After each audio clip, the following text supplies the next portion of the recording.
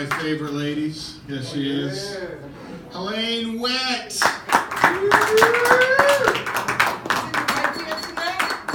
is not. Okay, he's one of my favorites too. Elaine's wife isn't he? So, you don't know me, do you? Yeah, I do. You don't know me. I don't know you.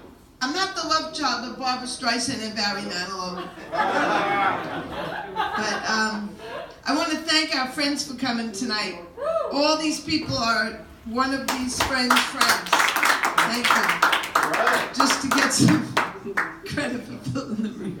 I'll do anything. For Gladys, I'd do anything. Kelly, just like you, I knew Gladys in 1991. How many years ago was that? Mark, you were a school teacher. How many years ago was that? I knew Gladys when I had long curly hair. She said, cut your hair. Then I had breasts that say down. She said, cut them off.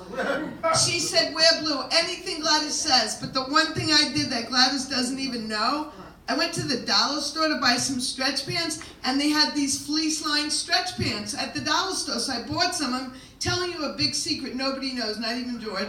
So I bought them. But you know why they were at the dollar store? Because even though the label's on the back, they don't go all the way up. I'm telling you a secret. I'll do anything for a laugh, even telling you a secret about mine. They just don't go all the way up. You know, they weren't $1, so it's not even funny then. If they're not even $1, then the book really stink. I won't use it again. So, I don't know if you know this about me, Taylor Solomon. That's your name, right? See, I do have a friend in the audience. Just saying, Mark. I was a school teacher in New York City, really tough school. It's like LA, you know. What's that part of LA that's tough? South Central. Yeah, these kids are tough, really tough. They're so tough that they don't just chew their pencils, they swallow the erasers. And I caught a kid picking his teeth. I said, that's rude. That's not just rude, that's my car antenna. But famous people went to my school. I'm very proud of this. A famous broadcaster went to the school where I taught, 2 NFL stars, and the ATM bandit when the ATMs first came out. I didn't teach them that. But I'm getting older and I retired. Yeah.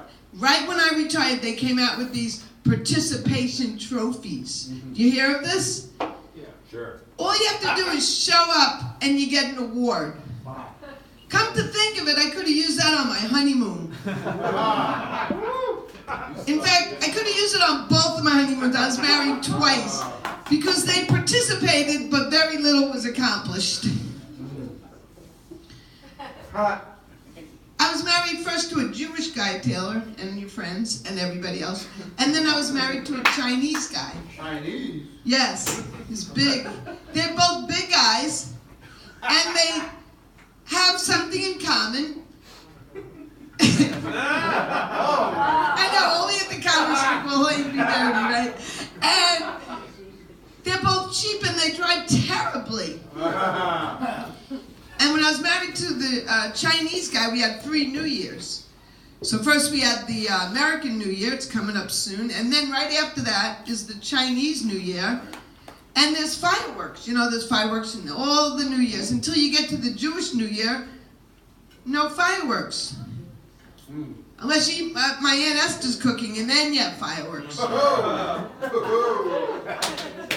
another thing I noticed, because I'm getting older, is I went to Woodstock 50 years ago, and then last year I went to Coachella, you know, California, it's called Desert Trip. So the same exact musicians played in both shows. You laughing? Thank you. I didn't say the joke yet, but just save that laugh and I'll say a joke and then you can laugh. So Paul McCartney's singing Maybe I'm Amazed. I said, maybe I'm amazed, Paul, that you could stand there for 3 hours. I could barely get up these steps. And then Mick Jagger sang Satisfaction, of course, and then he goes like this. I stood up, I said, no, Mick Jagger, I paid $1,000 to be here. You sing Satisfaction to me. Thank you very much.